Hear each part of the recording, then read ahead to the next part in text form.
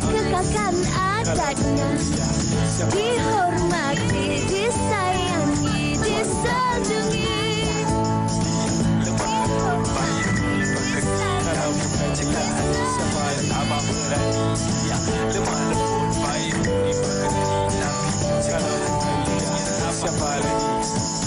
Wanita hari ini. Assalamualaikum, salam penuh inspirasi diucapkan kepada anda penonton setia Wanita hari ini yang terus setia menonton kami secara langsung di kaca TV, di Tonton HD dan juga di Facebook WHI TV3. Baiklah, tidak kira di mana juga anda berada, terima kasih kerana bersama kami tengah hari ini, hari Jumaat yang penuh berkat, penuh rahmat. Seperti mana biasa, selalu hari Jumaat ini yang terbaik kita mendoakan yang terbaik buat diri kita dan juga semua. Tidak kira wanita ataupun makcik-makcik, akak-akak yang sedang berada di rumah, bekerja ataupun para jejaka, suami yang sedang menunggu nak solat Jumaat. Betul, tapi kan saya nak ucapkan terima kasih juga sebab banyak kalilah saya pergi ke pejabat-pejabat kerajaan ataupun di kedai-kedai makan tengah-tengah hari ini, ramai sebenarnya yang menjadikan Wanita hari ini sebagai siaran di tengah hari mereka. Terima kasih banyak-banyak dan terus menyokong kami di Wanita hari ini, dan insya-Allah Fahrin, dari masa ke semasa akan terus kita paparkan pelbagai perkongsian-perkongsian menarik dan juga insya-Allah sama-samalah perbincangan-perbincangan yang dapat memberi manfaat kepada semua. Termasuklah hari ini. Baik, tapi sebelum itu ada sesuatu yang terkini kami ingin kongsikan dengan anda, di mana mengenai perkembangan banjir di Perak dan juga Pahang. Dan seperti mana yang dilaporkan, satu PPS di Perak tutup manakala mangsa banjir di Pahang berkurang. Dan bagaimanapun apa yang dikongsikan, jumlah mangsa di negeri itu meningkat kepada 1,441 orang berbanding 1,407 orang petang semalam selepas PPS di Perak Tengah dan Kuala Kangsar mencatatkan penambahan mangsa. Dan menurut laman sawang rasmi Public Info, banjir pula paras air Sungai Bidor dan Sungai Rui di hilir Perak serta Sungai Kampar di Kampar setakat waktu sama telah melepasi tahap amaran. Okey, dan itu bagi mereka yang tinggal di sekitar Perak. Tapi mereka yang tinggal di sekitar kawasan Lembah Kelang ataupun Selangor, ini yang kami nak kongsikan berikutan air pasang besar yang dijangka berlaku pada 17 hingga 20 Oktober 2024. Penduduk dan pengguna jalan raya dinasihatkan untuk sentiasa berhati-hati dan mengambil langkah persediaan menghadapi banjir. Baik, dan sila patuhi arahan pihak berkuasa sekiranya diminta untuk berpindah ke pusat penempatan sementara yang telah disediakan. Dan seperti mana yang anda saksikan, itu adalah nombor bilik gerakan pantas sekiranya anda perlu berkongsi, mendapatkan info dan sebagainya. Bercerita mengenai ini jugalah Fiza, terutamanya khususnya di Lembah Kelang, beberapa hari yang lepas kita lihat kan, daripada pagi hujan dan sebagainya, bila kita tak benar-benar ambil tahu dan tak bersedia, mulalah banjir dari sana sini dan kita tidak bersedia. Itu yang kita tengok, kereta tenggelam, berbagai isu melanda setiap mereka yang ditimpa musibah banjir tempoh hari. Ya, dan di beberapa kawasan di sekitar Port Klang juga pagi tadi, kalau seperti yang dikongsikan ini, beberapa kawasan naik air dan ada juga yang tersekat di lalu lintas akibat air naik yang sedikit tinggi. Dan saya kira inilah yang harus kita kongsikan dan harus kita wara-warakan selalu. Macam Fahrin katakan tadi, kita harus cakna tentang keadaan semasa kita. Dan saya kira di Wanita hari ini juga, Fahrin, dari hari ke hari kita sering mengingatkan diri kita dan juga anda penonton untuk sentiasa terus menyediakan beg kecemasan itulah kan. Kalau-kalaulah ada ahli keluarga yang terdiri dalam kalangan mereka yang tidak sihat, warga emas dan sebagainya, perlunya untuk kita sediakan beg kecemasan untuk mengisi keperluan-keperluan asas seperti ubat-ubatan, dokumen-dokumen penting, dokumen-dokumen rasmi dan juga perkara-perkara yang telah pun dikongsikan oleh mereka yang berkenaan. Baik, jadi kami sangat-sangat berharap apa juga perkongsian kami tentang informasi terkait ini akan memberi manfaat kepada anda. Baik. Dan ini saya nak kongsikan sesuatu ni. Tapi saya minta awak yang kongsikan sebab bagi peminat-peminat Fahrin Ahmad dan juga Pediasure, ada sesuatu yang nak terus kami bawakan. Baik, ini dia mengenai program Pediasure Grow to Great musim ketiga, inisiatif oleh Abbott dan kelab bola sepak Real Madrid menampilkan dokusiri setiap hari Ahad 7.30 malam di TV3. Ia bermatlamat untuk mendidik rakyat Malaysia menjadi lebih peka mengenai keperluan nutrisi untuk membantu meningkatkan prestasi tumbesaran. Jadi jom saksikan perjalanan hebat 14 bintang bola sepak dan adakah mereka mampu mengatasi cabaran pemakanan di episod 3. Saksikan Ahad ini 7.30 malam di TV3 bersama pengacaranya Fahrin Ahmad. Saya kena ulang.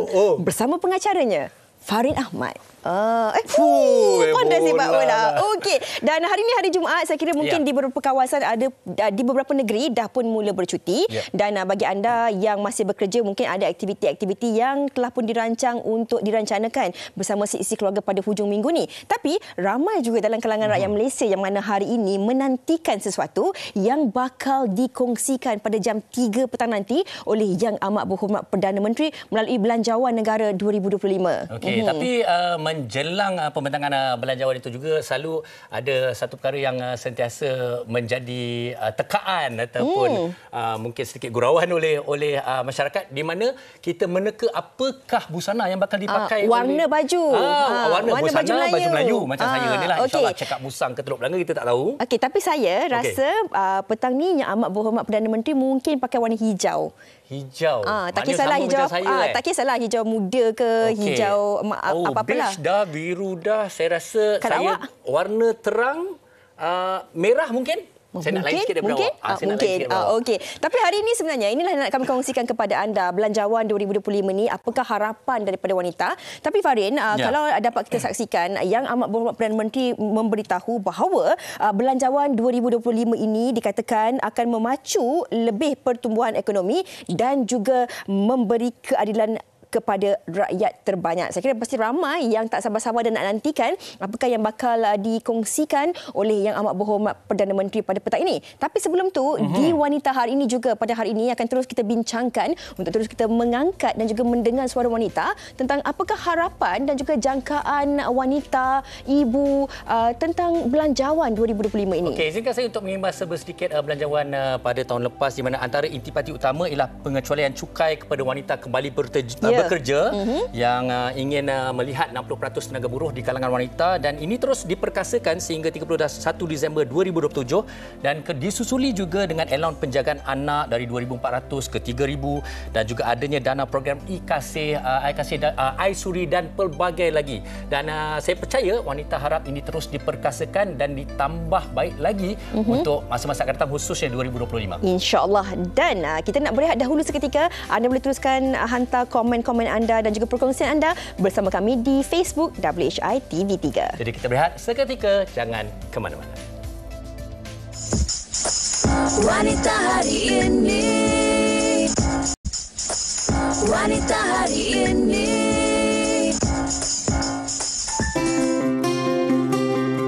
Pembentangan belanjawan tahunan sudah pastinya menjadi salah satu agenda yang dinanti-nantikan oleh semua golongan, terutamanya wanita. Berdasarkan belanjawan yang telah dibentangkan sebelum ini, antara manfaat kepada wanita adalah seperti pengecualian cukai kepada wanita untuk kembali bekerja, melakukan pelaksanaan akta anti gangguan seksual melalui penubuhan tribunal dan program advokasi, serta memanfaatkan usahawan wanita bagi membantu hidup berdikari. Bagi belanjawan pada tahun 2025 ini pula, pastinya golongan wanita yang bukan sahaja sudah berkeluarga, malah bagi yang bujang juga semestinya mengharapkan agar lebih banyak inisiatif dan peruntukan yang akan diberikan buat mereka. Antara harapan yang dikemukakan adalah seperti isu-isu yang melibatkan kesejahteraan keluarga, terutamanya kenaikan harga barang dan menyediakan dana khas bagi membantu sistem penjagaan komprehensif wanita bercerai yang membuat tuntutan nafkah.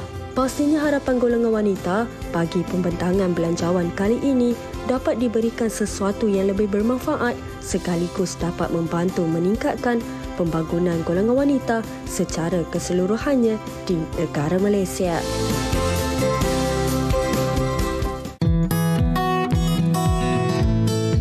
Saya mengharapkan agar kerajaan menambahkan lagi dana untuk para golongan wanita, membuat saringan penyakit-penyakit lah yang berkenaan dengan wanita seperti kanser cervix, kanser payudara dan sebagainya. Bagi saya, apa harapan saya sebagai seorang wanita ialah macam sekarang kita tahu kita ni seorang wanita sebenarnya ada pemikiran untuk berkerjaya, menjadi usahawan. Jadi saya rasa ada banyak galakan untuk menyokong wanita-wanita ini untuk usahawan, untuk menjadi lebih berkerjaya. Sebab kita tahu kan sekarang ni wanita zaman sekarang pun berpendidikan dan juga bukan seorang lelaki je boleh jadi seorang pemimpin dan kaya raya, tapi wanita juga. Okey, harapan saya sebagai seorang wanita untuk bajet 2025 ni, saya berharap kita akan lebih bagi banyak peluang daripada segi perumahan mampu bilik lah. Seperti kita tahu, setiap tahun harga rumah semakin tinggi dan kebanyakan daripada kita tak mampu sebenarnya untuk memiliki rumah pertama. Apa yang saya harapkan is kerajaan dapat membantu sedikit sebanyaklah untuk sekarang kita tahu ramai yang keluarga muda yang baru berkahwin, and sekarang pun kalau kita tengok dekat social media ramai yang prefer untuk ada child free lah, untuk option tak ada anak, sebabkan expenses sekarang sangat tinggi lah. Even kita punya daily life, untuk expenses untuk orang bujang, saya sendiri yang bujang pun saya boleh katakan ianya tinggi lah untuk kehidupan di Kuala Lumpur ni. Itu dia pandangan orang ramai tentang harapan di Belanjawan 2025 ini. Ada antara harapan-harapan mereka itu yang telah pun diimplementasikan menerusi bajet-bajet yang lepas. Tapi antara yang menarik perhatian saya, Farin, tentang impian ataupun harapan agar dipermudah cara bagi golongan muda ataupun golongan belia dan juga mungkin golongan ibu tunggal untuk membuat pembelian rumah. Betul, setuju. Dan juga tentang mungkin sedikit inisiatif ataupun insentif bagi mereka yang ingin mempunyai anak, yang agar menggalakkan ramai lagi dalam kalangan rakyat Malaysia ini untuk melahirkan zuriat. Betul. Dan kalau kita lihat pendapat-pendapat yang bernas tadi, mungkin disusuli juga dengan pendapat yang bernas dari komen-komen sahabat kita di Facebook. Atau mungkin kalau Fiza mungkin nak mulakan. Farin nak bacakan ke saya nak bacakan? Saya baca. Okey. Boleh pinjam? Boleh. Okey. Ini dari Natirah Muhammad Yusof. Okey, harapan wanita, semoga belanjawan untuk wanita diberi penambahbaikan dari segi peluang kerjaya, perubatan dan sara hidup. Okey, ini Farin kita nak bincangkan bersama dengan tetamu kita di studio hari ini. Kita bersama dengan Dr. Iliana Bila Abdul Bahri, pensyarah kanan Jabatan Ekonomi Fakulti Perniagaan dan juga Ekonomi dari Universiti Melaya. Assalamualaikum Doktor, apa khabar? Alhamdulillah. Baik, okey. Doktor, kalau kita lihat banyak harapan dan kalau kita lihat banyak juga kesinambungan daripada Belanjawan 2024 yang diharapkan terus berlaku dan berlangsung pada 2025. Jadi bagaimana melihat kepada harapan khususnya wanita untuk Belanjawan yang akan dibentangkan petang nanti? Okey, kalau kita tengok dari segi Belanjawan, banyak kerajaan dah peruntukkan untuk wanita dan peruntukan yang lepas juga diteruskan sehingga kini seperti rawatan untuk penyakit wanita dan juga kalau kita tengok banyak langkah-langkah kerajaan, misalnya memberikan geran 80% daripada nilai gaji yang diisyurkan dalam PKSO untuk 130,000 wanita yang selepas bersalin untuk kembali bekerja. Dan begitu juga dengan pemekasaan wanita dinamik dan juga latihan kepimpinan wanita. Itu juga pada tahun lepas kerajaan juga ada peruntukan skim keselamatan sosial suri rumah, itu iSuri yang peruntukan 50 juta untuk manfaat 400,000 suri rumah dalam berdasarkan sistem e-kasih. Dan kalau kita lihat sebenarnya dari segi peruntukan dan seperti latihan juga, kita nampak banyak juga galakan untuk wanita berniaga, bukan saja untuk kembali bekerja dan juga berniaga, dan kerajaan mensasarkan sebenarnya pada tahun ini untuk penyertaan wanita dalam tenaga buruh adalah 60%.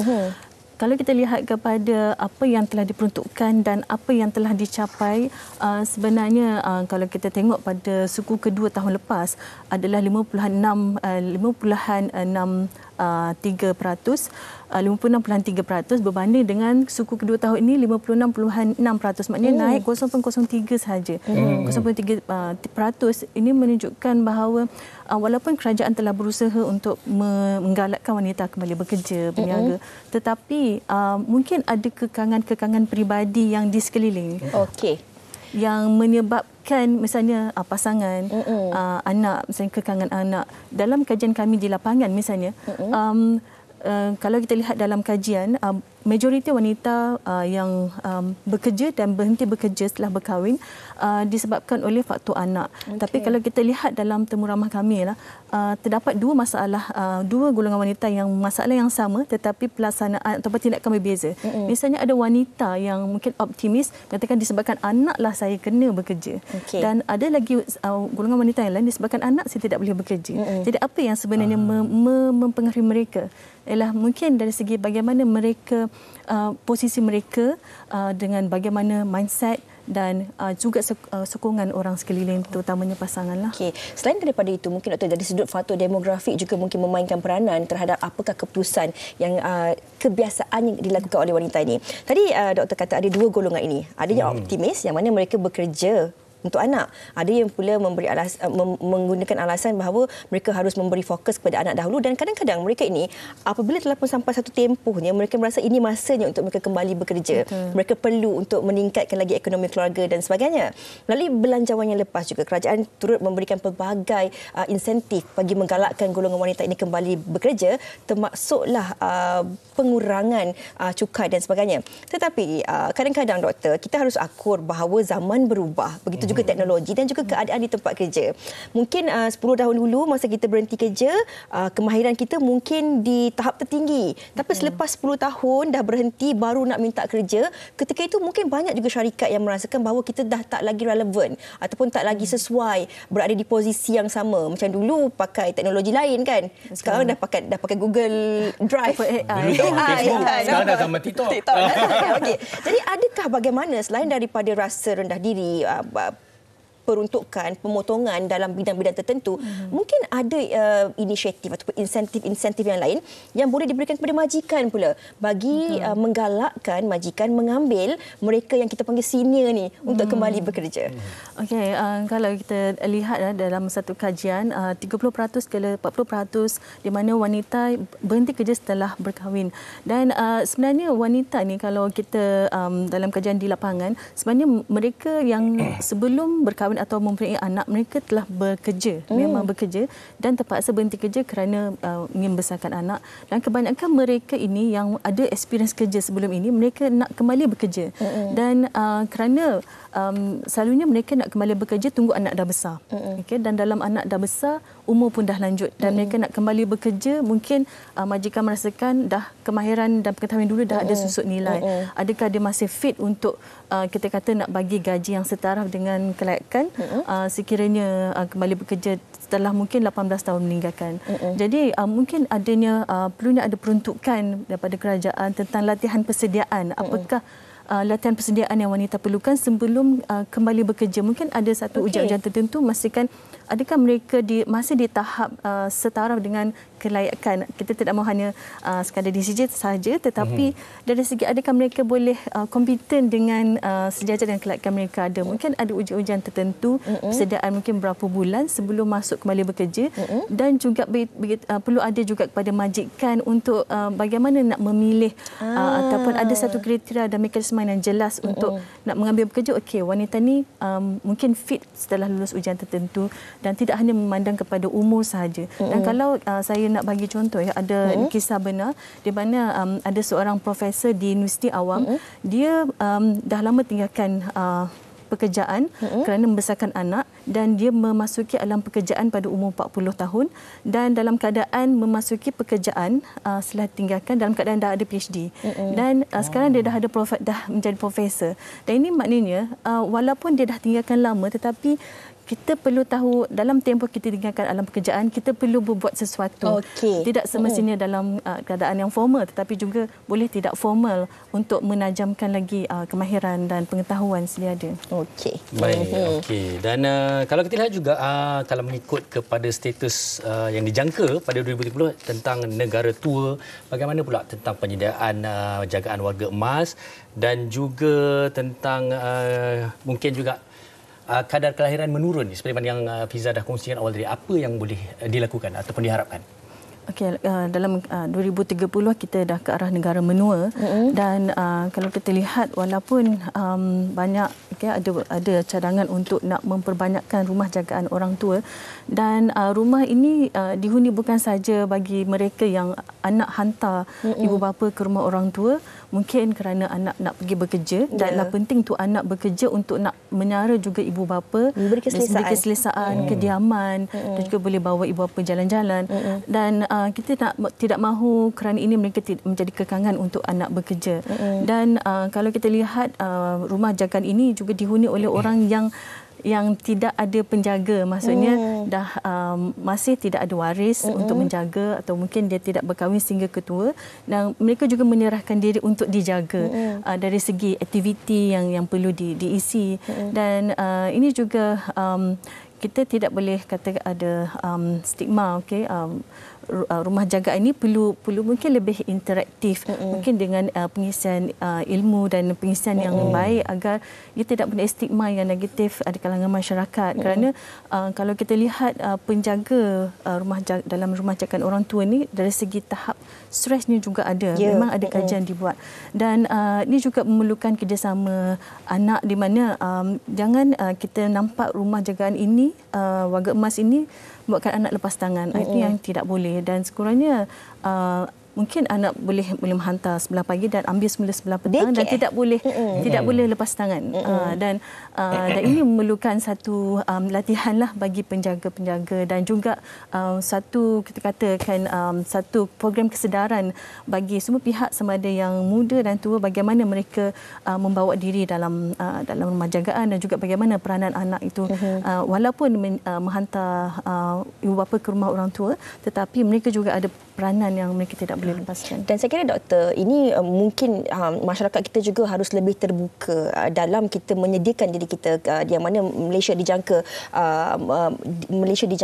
menjadi negara tua menjelang 2020-30 ini, mana kita harus persediaannya. Kadang-kadang kita mengatakan kalau anak kita nampak orang sebelah hantar mak dia pergi rumah pusat jagaan orang tua, kita kata dia anak derhaka. Namun mungkin dalam kehidupan sekarang ini mereka ingin memberikan kehidupan yang lebih selesa. Mungkin kalau duduk rumah seorang-seorang lebih bahaya dan sebagainya. Jadi mereka ingin memberikan yang terbaik. Dan kalau kita bercakap tentang itu juga, kalau kita lihat tentang isu child free yang banyak dibincangkan baru-baru ini dan antara alasan mereka adalah disebabkan oleh kos penjagaan ataupun sara hidup yang tinggi menyebabkan mereka takut dan sebagainya. Bagaimana kita mengharapkan agar dalam belanjawan 2025 ini ia juga turut diberi perhatian bagi kita menggalakkan golongan yang telah pun berkahwin pasangan ini mempunyai anak mereka sendiri.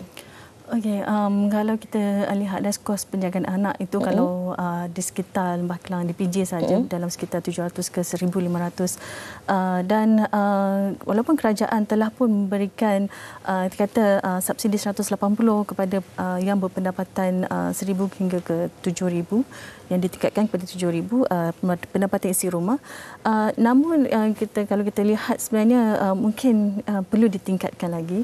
Dan kalau dari segi child free ni kadang-kadang pasangan ni kita rasakan kos itu bukan saja menjaga anak, menghantar ke rumah penjagaan kanak-kanak, tetapi juga dari segi untuk membesarkan anak, mendidik anak adalah satu cabaran yang mungkin mereka merasakan bahawa ialah satu kekangan dalam kerjaya mereka. Tapi sebenarnya mereka juga ialah kita katakan mereka juga dipelihara oleh ibu bapa masing-masing dan tidak harus sebab pandangan ini menyebabkan kita kata populasi kita menurun.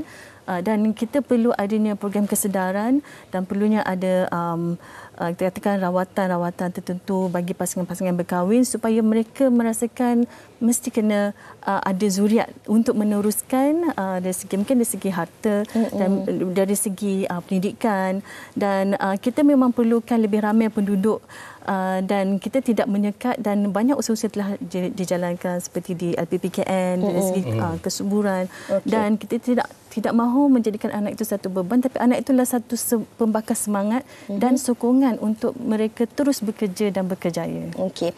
Doktor, satu lagi yang menjadi harapan besar ramai dalam kalangan penonton khususnya golongan-golongan belia, golongan-golongan remaja ini dan juga golongan ibu tunggal yang mungkin sebelum mereka berpisah dengan pasangan mempunyai harta sepencarian, rumah bersama dan sebagainya. Bagaimana kalau kita lihat dengan harapan agar belanjawan 2025 ini memberi kelonggaran menjadi pemudah cara agar golongan muda, belia dan ibu tunggal ini untuk memiliki rumah sendiri? Okey, kalau kita lihat ibu tunggal ni kebanyakannya ada yang mereka tidak bekerja. Maknanya sebelum berpisah mereka tidak bekerja, dan setelah berpisah mungkin rumah itu adalah atas nama suami, dan di manakah mereka nak bawa. Mereka mungkin kalau sebelum ni tidak bekerja, bagaimana mereka ingin memiliki rumah sendiri. Mungkin ada satu mekanisme di mana peruntukan kerajaan memudahkan mereka untuk memiliki rumah, dan juga mungkin dengan cara sewa beli, memberi sewa beli, buka peluang pekerjaan dan sebagainya, supaya, dan juga kalau ibu tunggal yang biasanya mereka berniaga secara kecilan, juga memberikan satu mekanisme supaya mereka boleh memiliki rumah sendiri bersama dengan anak. Biasanya ibu tunggal ni yang akan menjaga dan membesarkan anak. Dan begitu juga bagi wanita yang berpisah dengan suami, mereka juga berhak untuk menuntut nafkah dan juga nafkah tertunggak. Okay, kalau ikut dalam syariahnya, dan mereka berhak untuk tuntut setelah memfailkan perceraian, dan juga berhak mendapat nafkah itu dalam tempoh iddahnya. Dan tanggungjawab bapa kepada anak bagi memberikan nafkah anak tidak terhenti walaupun selepas pembubaran perkahwinan. Dan ini juga adalah penting sehingga anak itu besar. Dan mungkin kerajaan perlu dari segi penguatkuasaan lah. Penguatkuasaan. Implementation. Baik, mungkin penghujung perbincangan kita sebenarnya, kalau ikutkan banyak harapan, banyak kita nak tanya lagi kepada doktor, tetapi mungkin kalau boleh kita rumuskan, simpulkan harapan wanita untuk belanjawan 2025 ni, doktor, silakan. Okey, harapan wanita sudah tentunya mereka ingin menjadikan pemengkasaan wanita, di mana wanita boleh terus berkerjaya, dan mempunyai pendapatan sendiri, katakan kebebasan keuangan, di mana wanita itu juga perlu diperkasakan kerana kebanyakan wanita ini adalah golongan berkemahiran tinggi, dan sekiranya wanita ini tidak dipupuk untuk menyertai semula dalam pasaran buruh, kita akan menghadapi krisis kemahiran tinggi kerana lebih 70% di universiti adalah wanita, dan di mana tetapi mereka tidak diutiliskan ke dalam pasaran buruh untuk memberikan sumbangan kepada ekonomi negara, dan wanita itu perlu diperkasakan dan perlu mendapat sokongan daripada sekeliling. Dan kalau kita lihat perlunya ada sistem sokongan kepada wanita, misalnya dari segi anak, walaupun yang bukan sahaja sekolah tadika menengah rendah tetapi juga menengah, yang mana untuk kita juga banyak juga isu yang berlaku dalam kalangan anak yang berumur remaja, banyak perkara yang berlaku semasa ketiadaan ibu bapa di rumah. Dan ini juga perlukan suatu pengisian ataupun mungkin sekolah satu sesi atau integrasi di peringkat sekolah menengah ataupun berbanyakkan mungkin asrama penuh dan muka kota yang lebih banyak, supaya anak yang sekolah menengah ni juga dapat terjaga dari segi akhlaknya dan juga masa depan mereka. InsyaAllah. Dan kita harapkan agar suara wanita akan terus didengari, dan khususnya dalam konteks pemerkasaan wanita ini. Dan insyaAllah pada petang ini jam 3 petang nanti akan kita dengarkan apakah belanjawan yang akan diberikan kepada golongan wanita khususnya, Farin. Baik, dan pastikan anda tidak ke mana-mana kerana sebentar. Tapi sebelum tu, sekali lagi terima kasih kepada Dr. Lia bersama kita pada hari ini. Pengisian yang cukup bermanfaat untuk kita semua. Dan jangan ke mana-mana kerana sebentar saja lagi kita akan bersama dengan Bella Astilah. InsyaAllah. Dan terus bersama kami di Wanita Hari Ini. Terima kasih, Doktor.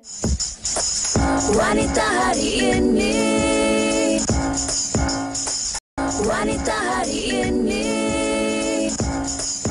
Ya, kita kembali lagi dan inilah dia seperti mana yang dijanjikan di Wanita Hari Ini, hari Jumaat ini kita bersama Bella Astilah. Hai, Assalamualaikum. Okey, baik. Okey, Bella bersama dengan kita nak tanya kepada Bella sinilah.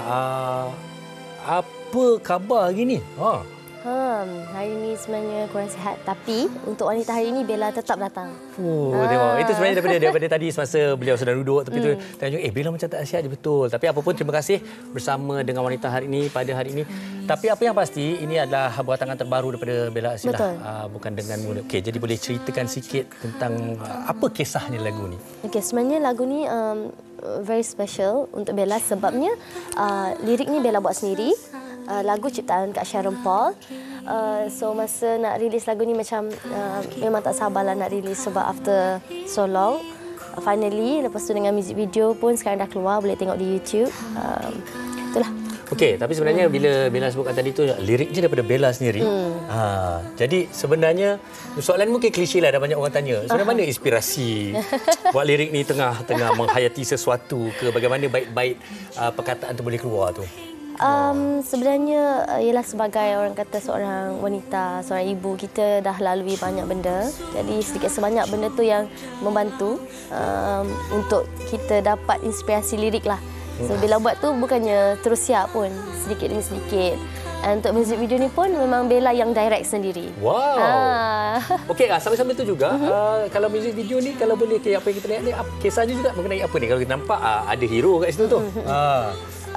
Musik video ni kita boleh gambarkan seorang isteri yang orang kata terlalu mencintai pasangannya sehinggakan dia berkali-kali terluka. Tapi boleh nampaklah, tapi dia ada family di samping dia. So lagu ni orang kata sangat-sangat menyentuh perasaan. Tapi macam Bella ada pernah cakap dekat YouTube tu, tak ada kena-mengena dengan yang hidup maupun yang mati. Ya ke? Macam gelak kena. Okey, tapi ini satu yang cukup menarik bila apa pengalaman ini juga cukup menarik apabila music video ni diarahkan oleh Bella. Apa pengalaman, apa keseronokannya, kelainannya? Kelainannya sebab sebelum ni kita diarahkan oleh director-director yang memang serius. Bukan kata tak ada director, dah ada, cuma kali ni special sebab Bella rasa Bella nak gambarkan sendiri perasaan tu. Betul. Dan sebab pun Bella ada diploma in broadcasting and film. So inilah masanya untuk Bella orang kata berkarya sikitlah macam tu. Tanya, kisah yang cantik, sinematografi yang juga cukup menarik. Dan dapatkan Kak Aris Suryati pun is one of the best moment. Dia pun sangat-sangat memberi. Masa tu memang semua nangis betul-betul lah masa tu. Okey, boleh saya kira kalau kita dengarkan baik-baik liriknya pun boleh kita fahami apakah kisahnya di sini. Okey, ini juga satu penampilan istimewa ni. Kongsi sikit. Sebab episod Sadiq kawan Bella, kita orang selalu main badminton bersama. Jadi bila terfikir ada lagi satu cameo yang kita perlukan adalah doktor bayi.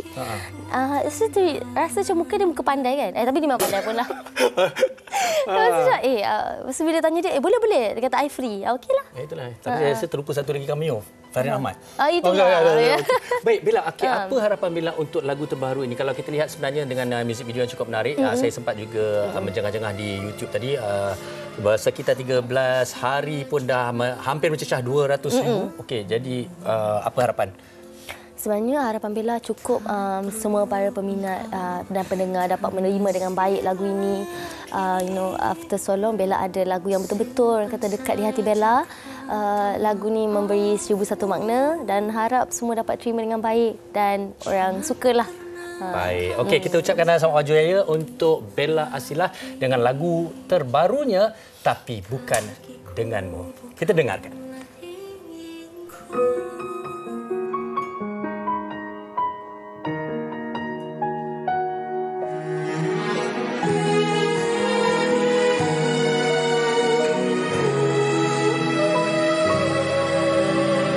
Hapus saja air matamu, tak perlu engkau tangisi lagi. Simpan saja kata maafmu, jangan pernah kau sesali lagi. Pergiku bukanlah inginku, tapi karena keadaan kita tak mampu lagi ku bertahan menjagamu hingga ujung waktu.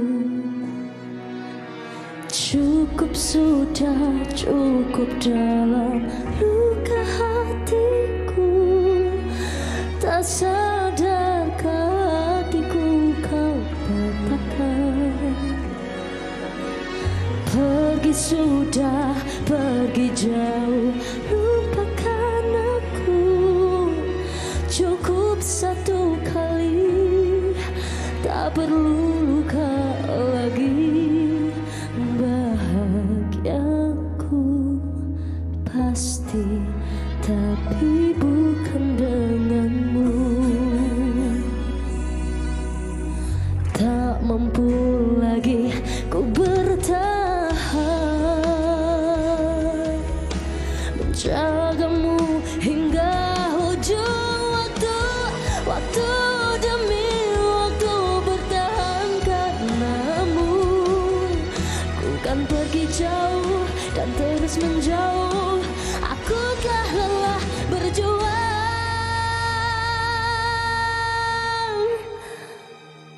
Cukup sudah, cukup dah.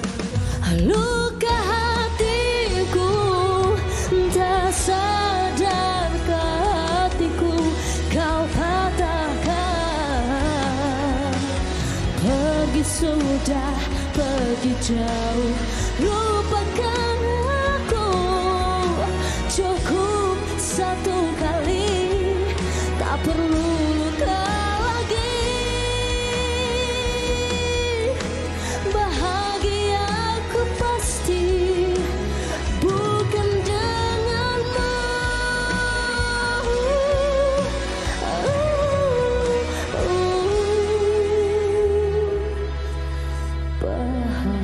Bahagiaku tapi bukan denganmu.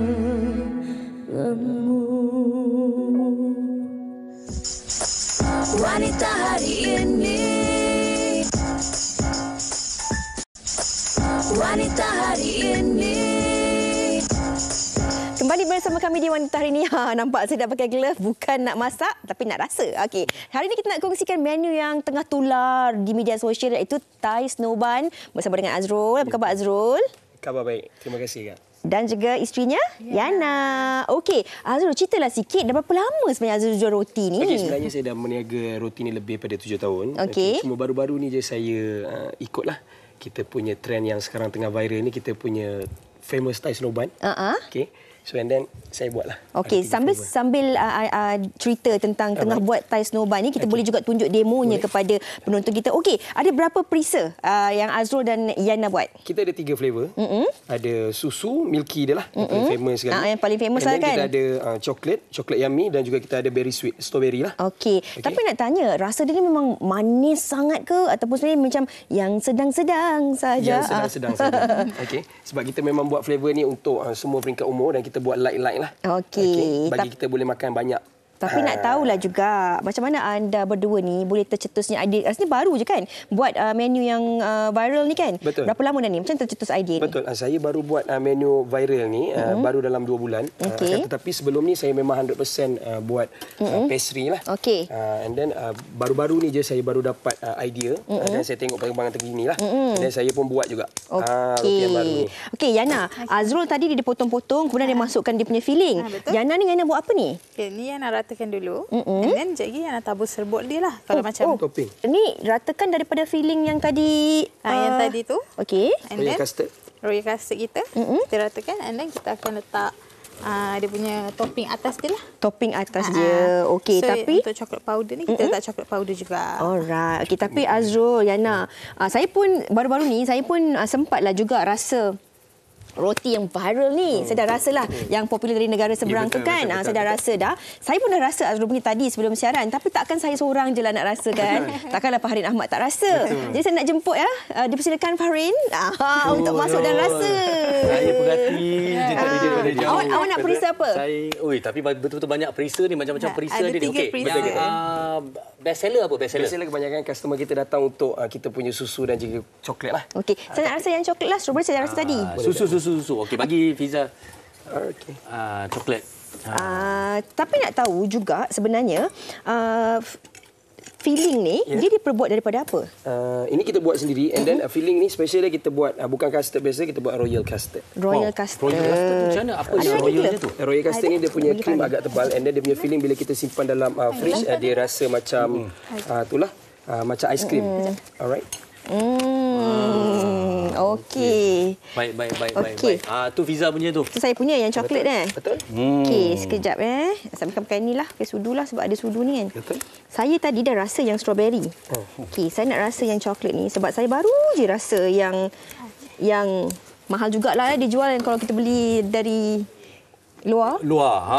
Tapi yang ini pun okey. Baik, jadi sebenarnya kan dari segi permintaan macam mana ni? Dia tengah dengan semakin menaik ke ataupun ada permintaan lain lagi ke perisa-perisa lain ke? Betul, akan datang ni cadangan macam mana? Akan datang memang kita akan release lah new flavor, ada 2 line up, tapi buat masa sekarang ni kita fokus untuk 3 flavor yang utama ni. Sebab yang dekat negara sebelah pun memang kebanyakannya diorang akan datang for this flavor. Okey, insya-Allah. Okey, baik. Abang nak makan ke? Saya sampai... Saya Azrul punya potong punya lama saya dah terkecup dah ni. Saya Farin sampai tak tahu kata apa. Okey. Saya nak cakap lah kan.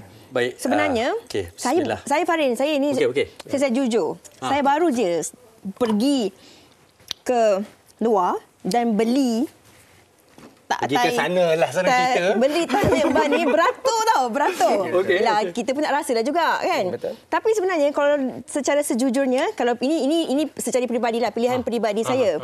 Saya lebih suka yang ni sebab rasanya tidak terlalu manis. Manis macam biasalah, coklat, strawberry ni memang akan manis lah.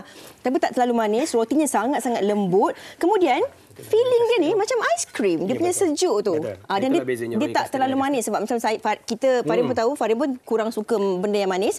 Saya pun kurang makan benda yang manis. Tapi ni alhamdulillah sesedap tekak saya lah. Okey, saya sangat-sangat setuju dan memang pun saya faham apa yang Fiza cuba sampaikan tadi. Jadi memang tengok saya gigit lagi. Okey, tapi Azrul dan Yana. Betul. Okey, ada tak Instagramnya kalau macam orang nak cari kena beratur juga ke apa macam mana? Sebab kalau saya pergi ke Bangkok itu kena beratur panjang. Awak jangan sebut hari ni, kejap lagi beratur ni. Macam mana tu? So kalau nak dapatkan boleh datang walk in di depan Masjid Saidina Osman, Syarah Plaza. And then boleh pergi ke kita punya TikTok ataupun IG Yono Cafe. Okey, ada jual apa lagi selain daripada snow? Selain daripada kita punya Thai Snowbun ni, kita memang jual pelbagai jenis pastry. Buat masa sekarang ni kita into roti ni lah. Okey, Farin, ini warna pink. Warna pink adalah warna kesukaan saya. Mana awak itu tahu je kenapa. Bukan saja kerana awak suka, tapi ada satu juga mengenai pink kita nak kongsikan. SAIS dengan bangganya memperkenalkan kempen kesedaran kanser payudara The Pink Ribbon yang berlangsung dari 1 hingga 3 Oktober sempena bulan kesedaran kanser payudara. Jadi layari sais.com/thepinkribbon untuk mendapatkan kandungan terkini termasuk akses kepada rangkaian sokongan kanser payudara dan sumber pendidikan. Okey, tapi ni pertanyaan ni bukan daripada penonton, daripada penerbit saya. Dia kata kalau untuk orang nak order tapi nak campur-campur perisa boleh? Okey, buat masa sekarang ni kalau untuk filling dalam tu memang kita boleh bagi. Tak ada masalah, tapi untuk atas tu kita boleh mix juga. Okey, bolehlah maksudnya. Bolehlah, benda boleh kan, takkan tidak. Okey. Tapi kalau saya Farid, personal preference saya suka strawberry. Saya suka royal custard tadi. Saya tak rasa royal custard lagi. Pasal dalam dia rasa macam aiskrim. Aiskrim. Sebab tadi saya rasa yang strawberry ni dia macam tak berapa manis sangat. Jadi macam just nice. Tapi sebenarnya cakap pasal 3 perasa kita nak jadikan 6 ke 10 ke, kita nak jadikan dia campur-campur ke, tak salah kita nak berangan-angan sebenarnya. Azrul dulu sebelum meniaga ni pernah berangan tak jadi usahawan berjaya? Pernah. Itu jadi kenyataan. Alhamdulillah. Mesti mula daripada kecil-kecil. Betul. Saya daripada mula memang betul-betul kecil macam abang cakap tadi. Masya-Allah. Tak lama makin besar ni. Alhamdulillah. Dan saya kira setiap daripada kita ni memang ada angan-angan daripada kita kecil sampailah kita ke dewasa, dan banyak juga kejayaan yang bermula dengan angan-angan ataupun berangan ni. Isnin nanti Farid. Baik, itulah antara topik kita, bukan antara. Itulah topik kita pada Isnin nanti. Tak salah nak berangan. Bermula daripada sesuatu yang kecil menjadi impian dan kemudian menjadi kenyataan. Hari Isnin nanti kami nak bawakan 3 orang wanita ini yang digelar sebagai, saya lupa namanya, The Pretty Mamas, yang mana mereka ni sebelum ni mereka teringin untuk berangan nak jadi influencer. Jadi pada hari Isnin depan nanti akan kita bawakan mereka ke studio wanita hari ini. Tak salah berangan. Anda boleh kongsikan apa angan-angan anda yang hari ini dah pun menjadi kenyataan. InsyaAllah hari Isnin nanti akan terus kami kongsikan bersama dengan anda. Okey, yang lelaki ni jangan cepat-cepat pergi sembahyang Jumaat dan azan ni. Okey, kita tinggalkan anda sini. Jaga diri, jaga kesihatan. Selamat berhujung minggu. Assalamualaikum. Bye. Wanita hari ini bijak mengatur mengurus mata wataknya. Usahawati ibu istri permaisuri. Dia Usahawati aliran masa kini. Dia penyambung warisan Sri Kandi. Dia lemah lembut baik budi pekerti, tapi cekal hati dia tabah berani pendidik. Puteri dalam hal jati diri. Dia permaisuri kepada si suami, kepada anaknya. Dia ratu di hati, tunggak keluarga. Kalau bukan dia siapa lagi? Wanita hari ini bijak mengatur mengurus mata wataknya. Usahawati ibu istri permaisuri. Wanita hari ini di zaman modern masih kekalkan adatnya. Dihormati, disayangi, disanjungi. Dia Usahawati aliran masa kini. Dia penyambung warisan Sri Kandi. Dia lemah lembut baik budi pekerti, tapi cekal hati dia tabah berani pendidik. Puteri dalam hal jati diri. Dia permaisuri kepada si suami.